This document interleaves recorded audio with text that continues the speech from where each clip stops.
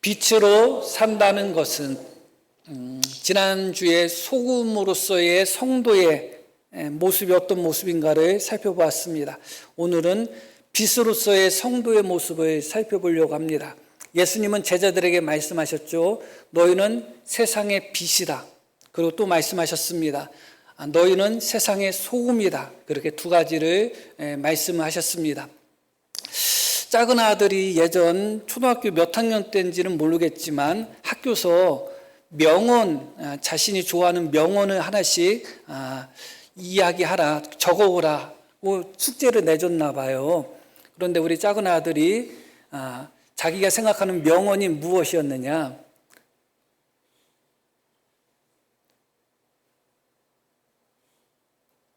빛이 있으라.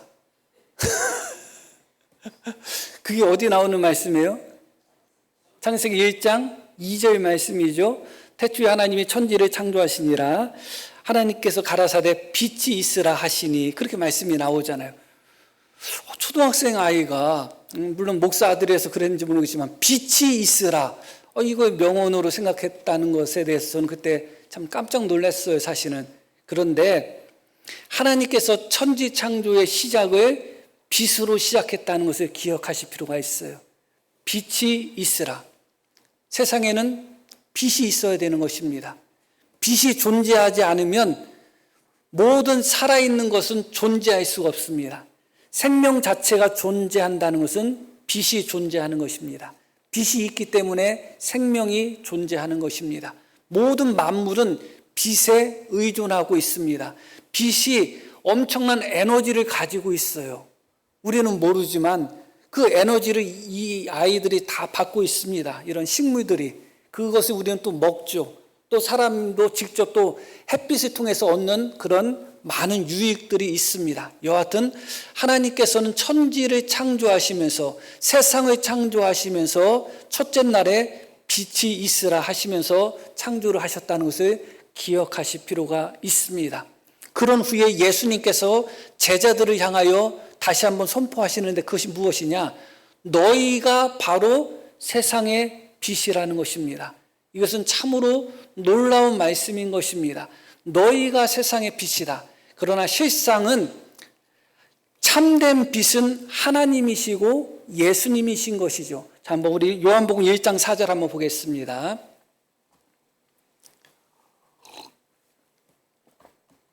그 안에 생명이 있었으니 이 생명은 사람들의 빛이다. 그는 예수님이에요.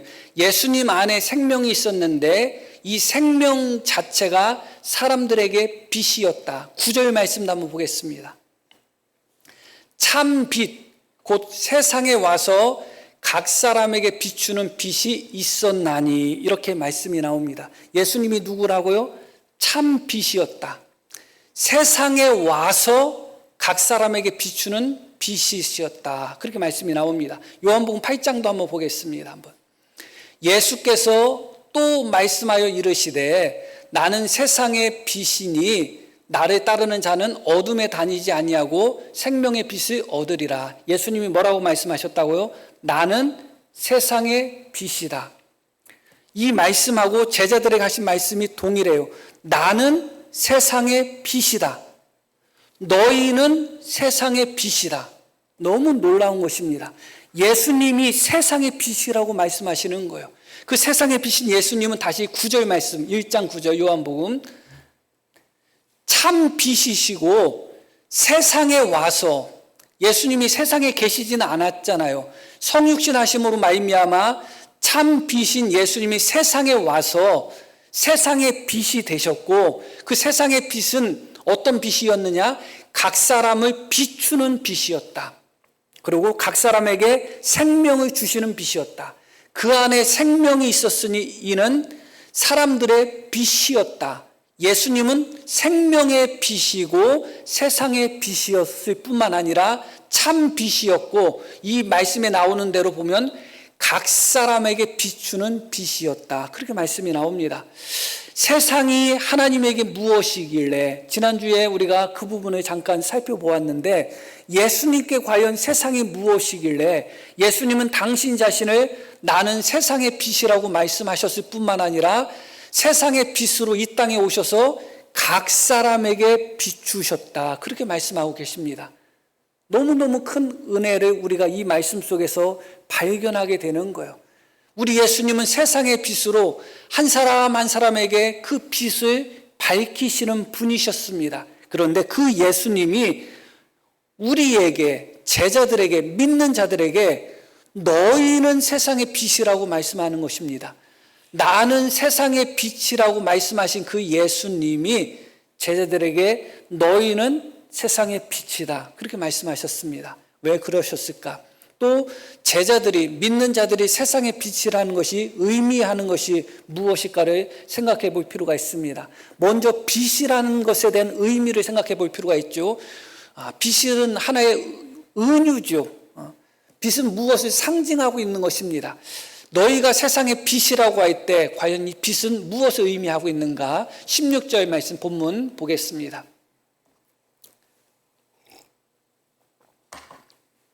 이같이 너희 빛이 사람 앞에 비치게 하여 그들로 너희 착한 행실을 보고 하늘에 계신 너희 아버지께 영광을 돌리게 하라.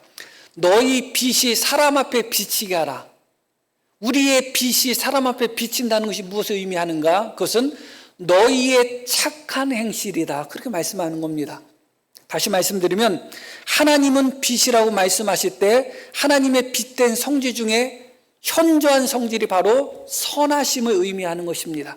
하나님께는 어둠이 없다는 것은 죄가 없을 뿐만 아니라 악이 없다는 것입니다. 선하신 분이라는 것입니다.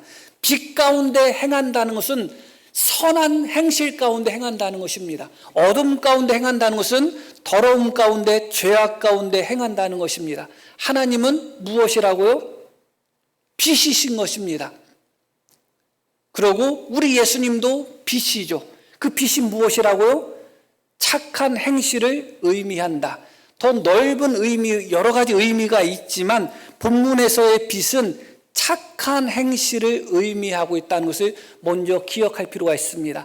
너희는 세상의 빛이라고 할 때 너희는 세상에서 빛과 같은 존재로 살라. 그 말씀은 세상에서 선한 삶을 살아라. 선한 영향력을 미치며 살아라. 이 선한 영향력이라는 게 조금 이상한 방향으로 이상한 사람들이 좀 사용하는 경향이 좀 많이 있는데 그런 의미에서의 선한 영향력이 아니고 정말 진정한 선한 삶, 진정한 착한 삶을 살라고 말씀하고 있는 것이죠. 그런 의미에서 예수님을 잘 믿고 믿음이 좋은 사람으로서 악한 사람은 존재하지 않습니다. 착하다고 해서 선하다고 해서 믿음이 좋다고 할 수는 없지만 그러나 악하고 믿음이 좋을 수는 없습니다. 이것은 성경이 우리에게 가르쳐주는 진리인 것입니다. 믿음이 좋은 사람은 반드시 선한 삶이 따라오게 되어 있습니다. 선한 삶이 따라오지 않는 상태에서의 좋은 믿음은 존재하지 않습니다. 그렇기 때문에 너희는 세상의 빛이라고 말씀하실 때 그 빛은 선한 행실을 의미한다. 세상에서 내가 속해 있는 곳에서 착한 삶을 살아야 되는 겁니다. 최소한 세상 사람들이 대놓고 아무개는 착하다, 선하다, 참 좋은 사람 같다 대놓고 그런 말은 하지 않을지 몰라도 최소한 교회 다니는 아무개는 참 못됐다 하는 말을 듣는다면 그 사람은 과연 믿음이 있는 사람인가를 생각해 보셔야 됩니다. 믿음이 있는 사람은 좋은 사람이라는 소리를 조금은 들어야 돼요. 최소한 들어야 돼요. 착한 사람이란 얘기를 들으셔야 돼요. 직접 듣지는 못한다 할지라도 사람들이 어느 정도 그 부분을 인정을 해야 된다는 것을 우리가 기억할 필요가 있습니다. 자, 다시 앞부분으로 돌아가겠습니다. 참빛인 예수님이 존재하십니다.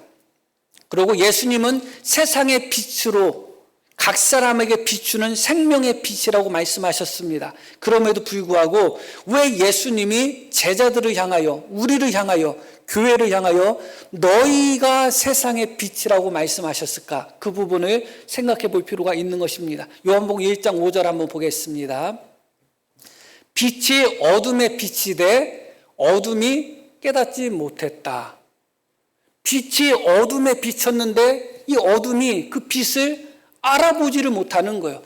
참 빛인 예수님이 아버지께로부터 세상에 와서 각 사람을 비추는데 그 빛이 어둠에 속한 사람들을 비췄음에도 불구하고 어둠이 그 빛을 깨닫지 못했다.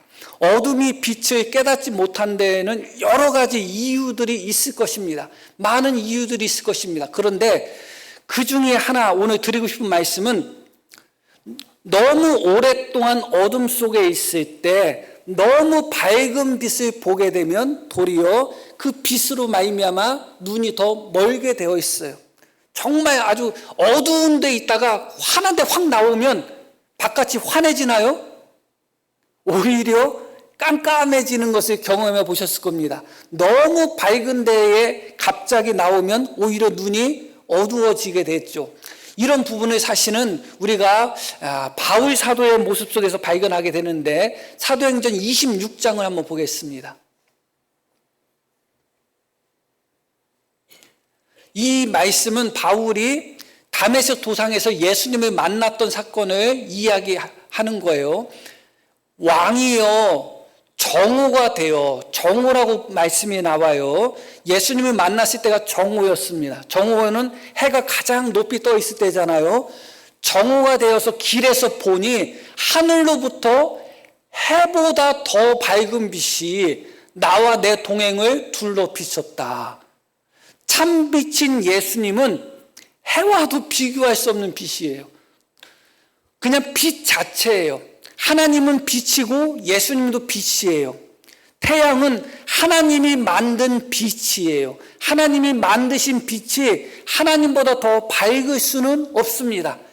바울 사도가 다메섹으로 가는 도중에 정오에 하늘에 태양이 떠 있는데 태양하고는 비교할 수 없는 큰 빛이 바울 사도를 비췄습니다. 그때 바울에게 어떤 일이 일어났는가? 사도행전 22장을 한번 보겠습니다. 나는 그 빛의 광채로 말미암아 볼 수 없게 되었다. 이렇게 이야기하죠. 실제로 바울은 그 빛으로 말미암아 눈이 멀어버렸어요. 그 순간에 보지를 못했어요. 그래서 다메섹으로 가던 바울이 그 순간에 아무것도 보지 못해서 다른 사람들에게 이끌려서 손에 잡혀서 마치 맹인이 누군가의 안내를 받아가는 것처럼 바울이 그런 경험을 합니다. 며칠 동안 보지 못하다가 아나니아라는 사람의 기도로 말미암아 안수로 말미암아 눈이 다시 열리는 사건이 사도행전에 분명히 기록되어 있습니다. 하나님은 빛입니다. 그런데 그 어둠이 빛을 깨닫지 못했습니다. 어둠이 빛을 깨닫지 못한 데는 여러 가지 이유가 있지만 그 중에 하나는 무엇이냐? 너무 밝은 빛은 어둠이 감당하지를 못하는 것입니다. 너무 어둠 속에 있던 사람들은 한순간에 밝은 빛을 보게 되면 눈이 밝아지는 것이 아니라 더 어두워지는 겁니다. 더 어두워졌기 때문에 이스라엘 백성들이 세상에 와서 각 사람에게 비치는 예수님을 박해하고 반대하고 대적하고 그 예수님을 죽인 것입니다. 그 예수님을 바라볼 수만 있었다면, 그 빛을 볼 수만 있었다면 왜 예수님을 십자가에 못 박고 왜 예수님을 죽였을까요? 그들은 그 빛을 보지를 못했습니다. 어둠이 깨닫지 못했는데 너무 밝은 빛이어서 깨닫지 못한 요인이 있다 하는 것을 우리가 먼저 기억할 필요가 있습니다. 그것이 왜 중요하느냐? 하나님은 본질적으로 빛이죠. 이 빛이라는 것은 오늘 말씀 속에서 무엇을 의미한다고요? 착한 행실을 의미합니다. 하나님에게는 선한 행실이라고 해서는 조금 부적절하고요. 하나님은 하나님 존재 자체가 선입니다. 그렇기 때문에 완전한 빛이죠. 우리는 내가 가만히 있으면 착한 사람도 아니고 선한 사람도 아니에요. 착한 사람일 수도 있고, 착한 사람이나 선한 사람이나 똑같은 말을 해버렸네. 착한 사람일 수도 있고 악한 사람일 수도 있어요. 그리고 이 앞에 서치가 있잖아요. 저도 이 정도만 조금 보다가 이 밑에 보면 또 잘 안 보여요. 이 정도여도 그래요. 그런데 하나님은 그 자체가 선하신 분입니다. 그렇기 때문에 하나님은 존재 자체가 선하신 분이고 우리는 선한 행동을 할 때 선한 자들이 되는 겁니다. 악한 행동을 하면 악한 자가 되는 겁니다. 우리의 빛을 세상에 비출 때 가만히 있으면 세상에 빛을 비추는 게 아닙니다. 하나님은 선하신 분이기 때문에 존재 자체가 세상에 비치고, 예수님도 선하신 분이기 때문에 존재 자체가 세상에 비치지만, 우리는 선한 행실을 할 때 세상의 빛을 보여주고 있는 것이죠. 그런 의미에서 이 빛이라고 말씀을 할 때, 하나님은 빛이라고 할 때 하나님의 선하신 특징을 이야기하고 있다는 것을 기억할 필요가 있어요. 하나님의 선하신 특징. 그러면 하나님이 빛이라고 할 때 하나님의 어떤 선하심이 있을까요? 어떤 선하심이 떠오르나요? 자, 사도행전 14장 말씀 한번 보겠습니다.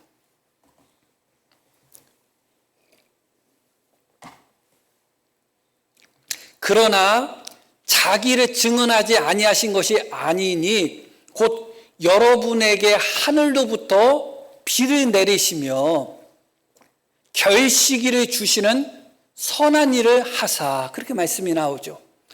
음식과 기쁨으로 여러분의 마음을 만족하게 하셨다. 그러나 그들은 하나님을 알지를 못했어요.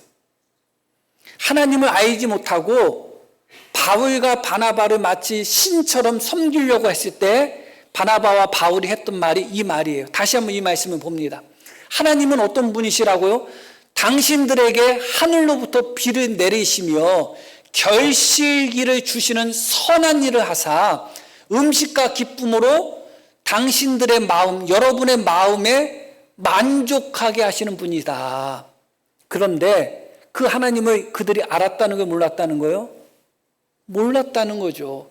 하나님은 그들에게 비를 주시고 해를 주시고 결시기를 주시고 음식과 기쁨을 줘서 그들에게 만족을 주셨지만 그들은 그것이 하나님이 주셨다는 것을 알지를 못하는 겁니다. 이것보다 더 밝은 빛이 어디 있겠어요? 이것보다 더 선한 것이 어디 있겠어요? 성경은 하나님께서 우리의 호흡을 주장하신다고 하는 겁니다. 아침에 일어났을 때 우리는 당연하다고 생각할 수가 있겠죠? 그러나 당연한 것이 아니잖아요. 하나님이 우리의 호흡을 지켜주신 거잖아요. 이스라엘을 지키시는 하나님은 졸지도 않고 주무시지도 않는 거예요. 너무너무 감사한 것이죠. 아무리 인간의 과학이 발전한다 할지라도 하늘에서 비를 내리게 할 수는 없어요.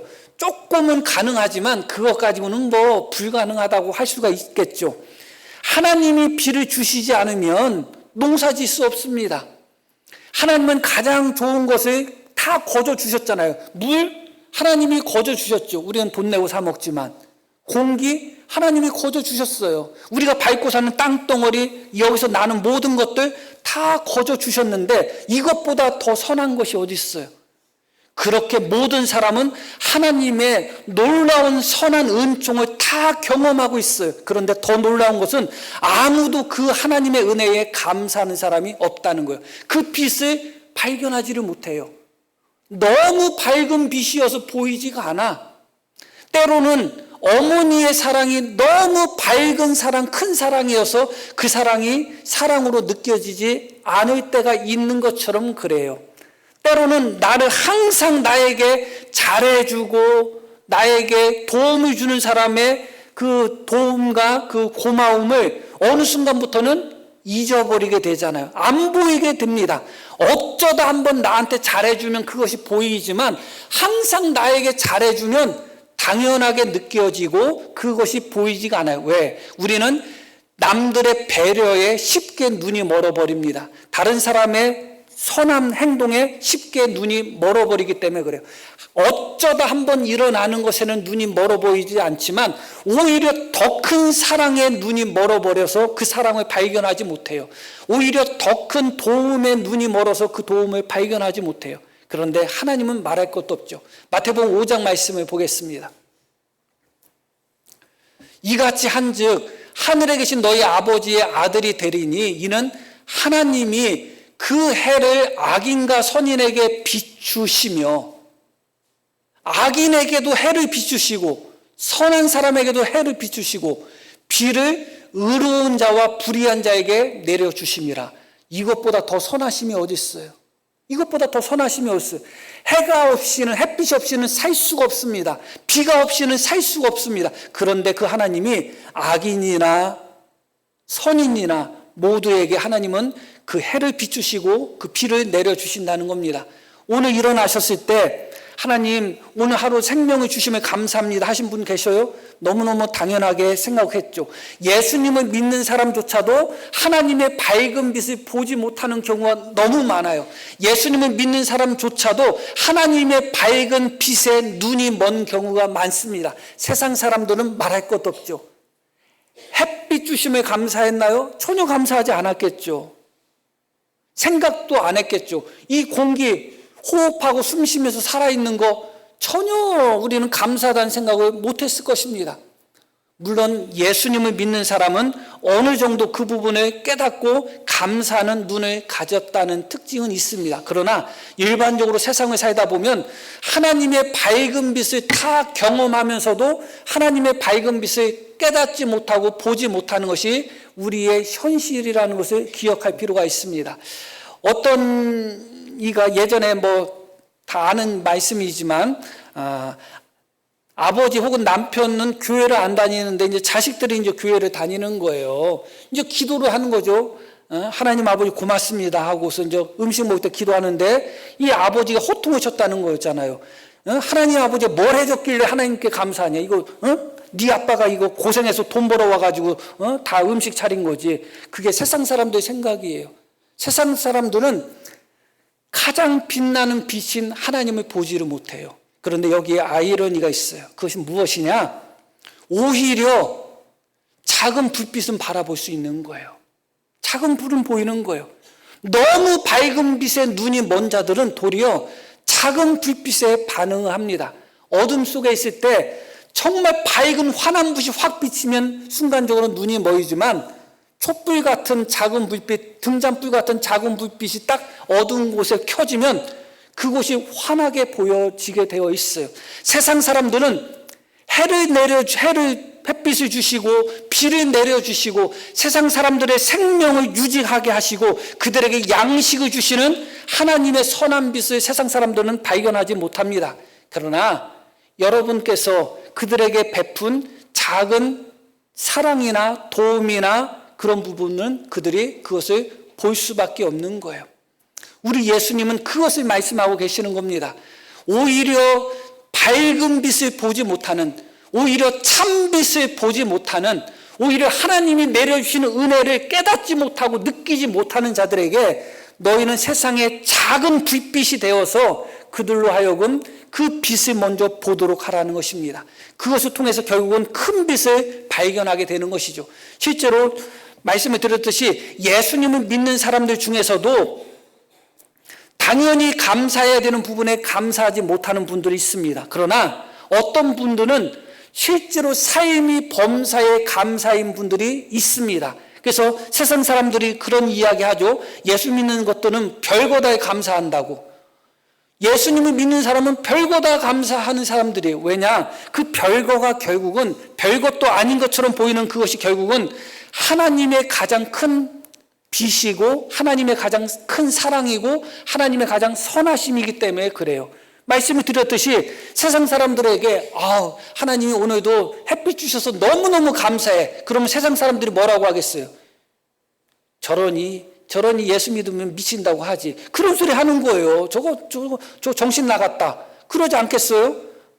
너무너무 세상 사람들은 당연하게 생각하는 것이 예수님을 믿고 어느 순간부터는 하나님의 빛이 보이는 겁니다.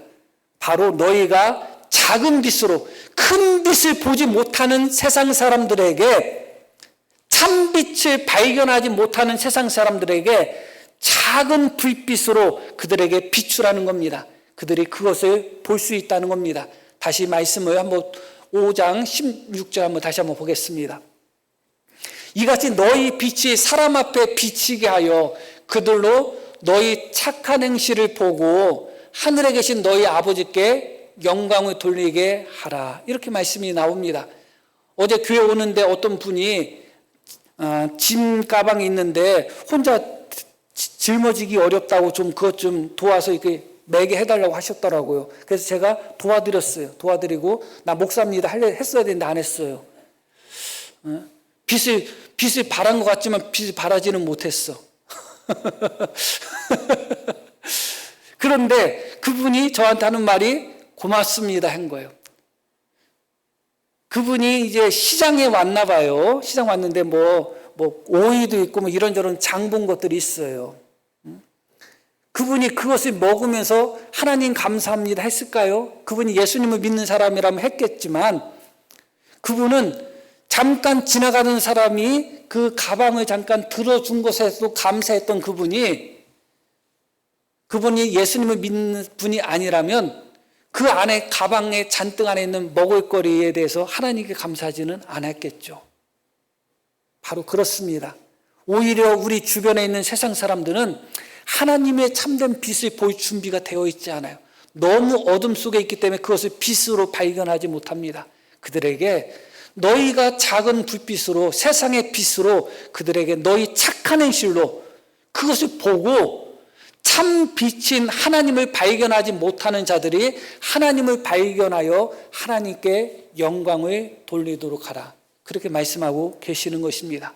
그리고 또 한 가지, 왜 세상에 비친 예수님이 계심에도 불구하고 예수님께서 너희는 세상의 빛이라고 말씀하셨는가? 그 부분은 한 번 더 생각해 볼 필요가 있습니다. 요한복음 12장 35절 말씀 한번 보겠습니다.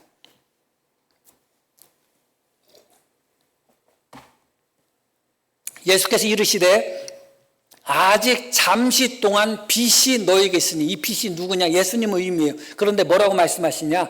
아직 잠시 동안 빛이 너희 중에 있을 것이다. 그리고 빛이 있을 동안에 다녀라. 그렇게 말씀이 나오죠. 왜 잠시 너희 중에 있을까요? 요한복음 1장 9절 말씀 한번 보겠습니다. 요한복음 1장 9절. 참빛 곧 세상에 와서라고 말씀이 나오죠.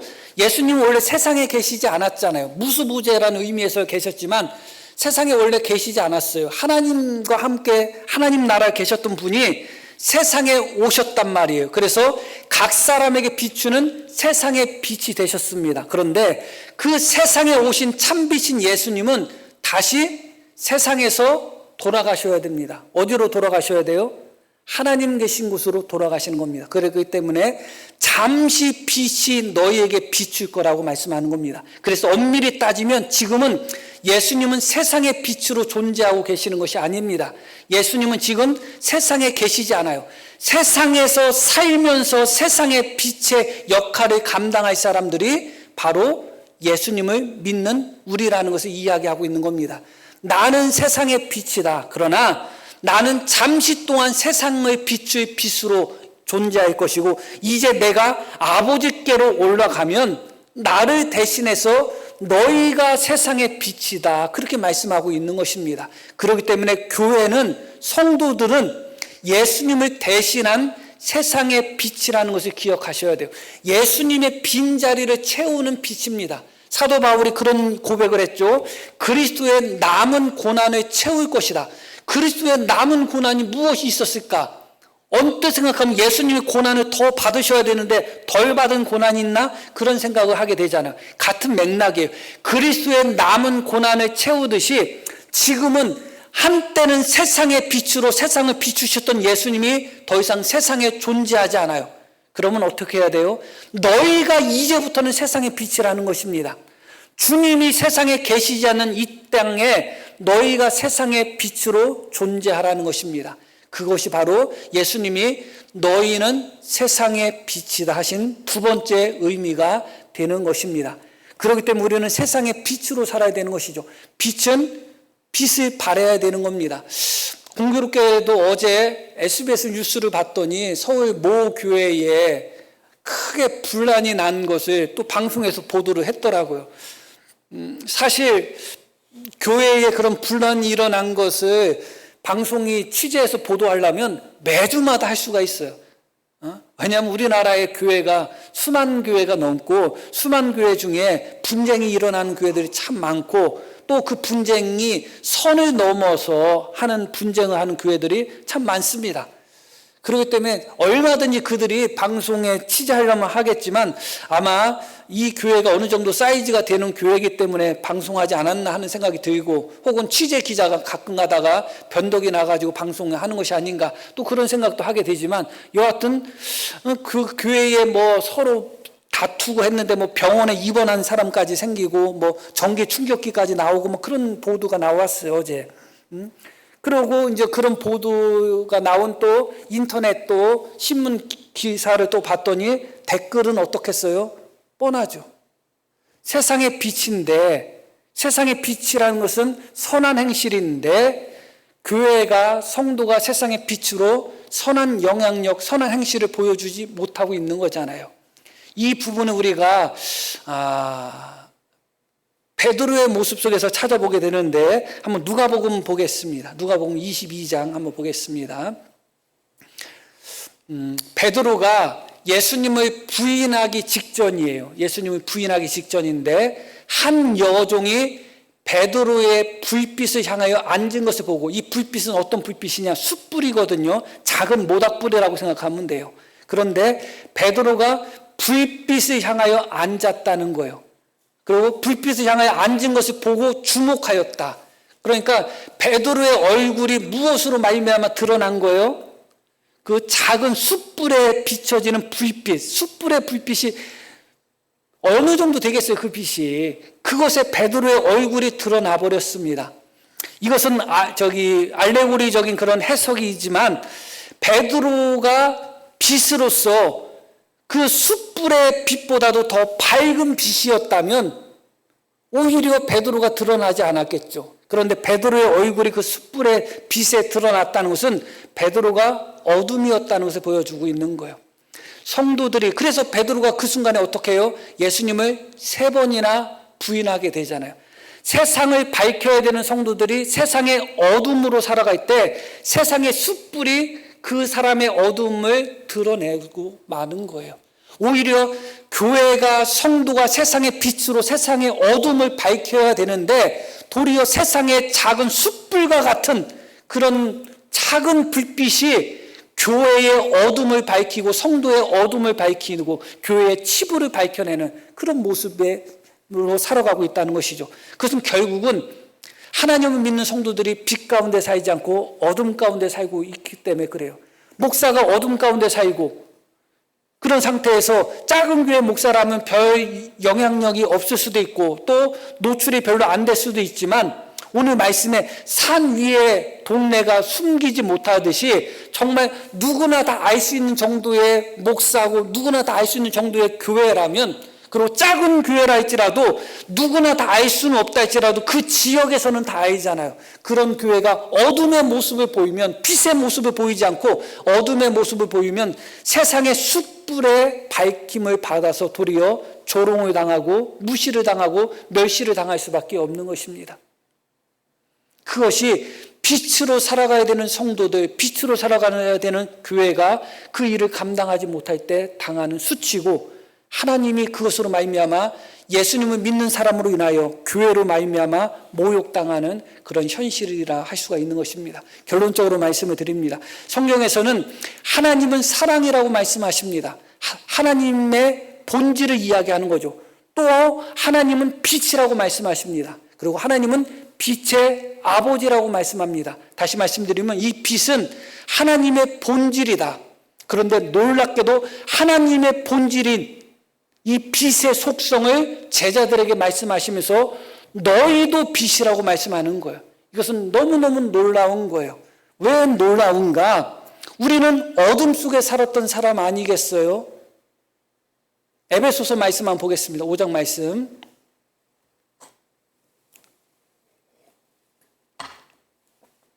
너희가 전에는 어둠이더니 이제는 주 안에서 빛이라.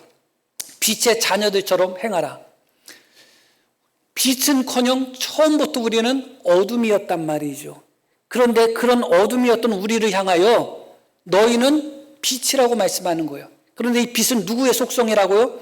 하나님의 속성이고 하나님의 본질이에요. 그럼 우리가 빛으로 세상을 살아간다는 것은 하나님의 본질에, 하나님의 거룩하신 속성에 동참하는 거예요. 그것이 바로 신의 성품에 동참하는 거예요. 너무너무 놀라운 거예요. 그런 의미에서 성도들이 빛으로 살아간다는 것은 의무도 아니고 짐도 아니고 십자가도 아니에요. 어둠이었던 자가 빛이 된다는 것은 특권이에요. 특권. 영광이에요. 성도가 빛으로 산다는 것은 하나님이 빛인데 너희도 빛이다? 얼마나 영광이에요. 얼마나 영광이에요. 누군가가 저를 보고서 너 장동건 닮았어. 얼마나 영광이에요. 영광까지는 아닐 수 있겠지만 하나님이 빛인데 네가 빛이야. 하나님이 그렇게 말씀하는 겁니다. 하나님의 거룩하신 성품, 신의 성품에 동참하는 것이고 하나님의 거룩한 본성에 우리가 동참하는 거예요. 원래 어둠이었던 자들에게 그런 영광이 주어지는 거예요. 그런데 그것이 예수님이 세상의 빛이었지만 세상의 빛이신 예수님이 지금 하나님 나라 갔을 때는 그 세상의 빛의 자리가 누구에게 돌아온 거예요? 우리에게 돌아온 거예요. 그것이 주는 교훈이 있습니다. 자, 계시록 21장 말씀을 보겠습니다. 그 성은 나중에 이제 새하늘과 새 땅이 이루어졌을 때예요. 그냥 천국으로 이해하셔도 괜찮겠습니다. 그 성은 해나 달의 비침이 쓸데없다. 해와 달이 필요가 없다는 거예요. 이는 하나님의 영광이 비치고 어린 양이 그 등불이 되심이라. 천국 새하늘과 새 땅에는 해와 달이 필요 있다 없다? 없다. 오직 하나님이 빛이고 오직 예수님이 등불이시라는 거예요. 그러면 우리가 천국 가가지고 우리는 빛으로 살까요? 어떻게 살까요? 엄밀히 따지면 천국은 하나님이라는 빛만 존재하는 거예요. 우리의 빛은 존재하지 않아요. 우리는 그래서 세상의 빛이에요. 우리가 유일하게 빛으로 살 수 있는 하나님의 성품에 동참하고 하나님의 거룩함에 동참할 수 있는 유일하게 빛으로 살 수 있는 곳이 세상이라는 것을 기억하셔야 돼요. 왜냐하면 빛의 속성이 뭐라고요? 선함이에요. 선함. 천국 가가지고 어떤 착한 일을 하실래요? 천국 가서 누구 도와주실래요? 천국 가서 무슨 구제하실 거예요? 천국 가서 어떤 도움을 남한테 주실 거예요? 천국에서는 우리가 빛으로 살 수 없어요. 그게 엄청난 아이러니예요. 오히려 빛으로 살 수 있는 곳은 세상이에요. 세상밖에 없어요. 하나님 나라에 가면 하나님만 유일하신 빛이고 예수님만 유일한 빛이고 모든 피조물들은 그 빛 아래 살아가는 것입니다. 그러나 이 땅에 살아갈 때는 성도들은 세상의 빛으로 살아갈 수가 있는 겁니다. 그 진리 하나만 기억하시면 됩니다. 빛은 선한 행실인데 우리가 하나님 나라 갔을 때 어떤 선한 행실로 빛을 발할 수 있을까? 아무것도 없습니다. 하나님을 찬양하고 하나님을 섬기고 예배 드리지만 물론 그것도 선한 행실이라 하면 할 수가 있겠지만 그것과는 본질적으로 다릅니다. 우리가 선한 말을 하고 선한 행실을 하고 남에게 선한 도움을 주고 남을 위로하고 남을 붙들어 주시고 그런 모든 것들 하나님 나라에서 절대 일어나지 않을 겁니다. 하나님 나라에는 우리의 위로를 받을 사람이 아무도 없어요. 위로하셔도 여기서 하셔야 됩니다. 하나님 나라에서는 내가 붙들어 줄 사람 아무도 없어요. 넘어졌고 다리가 불편해서 붙들어 줄 사람이 있다면 이 땅입니다. 세상밖에 없습니다. 우리가 선을 행할 수 있는 유일하게 빛으로 살 수 있는 이 세상을 살아가면서 정말 세상의 빛으로 살아갈 수 있는 우리가 되기를 바랍니다. 그래서 우리를 통해서 정말 참빛을 보지 못하는 세상 사람들이 우리를 통하여 우리 작은 불빛을 통하여 참빛인 예수님을 참빛인 하나님을 바라보시는 그런 역사가 나타나기를 소망합니다. 자, 우리 들으신 말씀 기억하며 함께 기도하시겠습니다.